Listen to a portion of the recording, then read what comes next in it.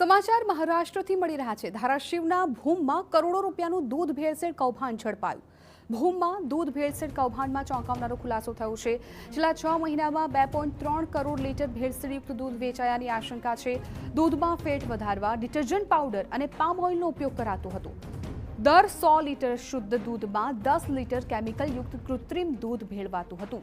6 મહિનામાં 2,30,470 કિલો હલકી ગુણવત્તાના દૂધ પાવડરનો ઉપયોગ કરાતો। હલકી ગુણવત્તાના પાવડરથી 23,04,070 લીટર કૃત્રિમ દૂધ તૈયાર કરાયું। 23 લાખ લીટર કૃત્રિમ દૂધ અસલી દૂધમાં ભેળવી દેવાતું હતું।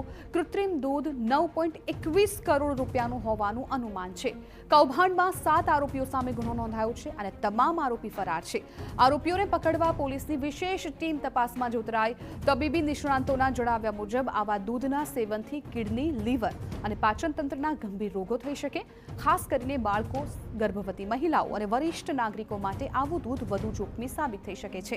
ફૂડ સેફ્ટી કાયદા મુજબ દૂધમાં ભેળસેળના ગુનામાં 10 લાખ સુધીનો દંડ અને આજીવન કેદની જોગવાઈ છે।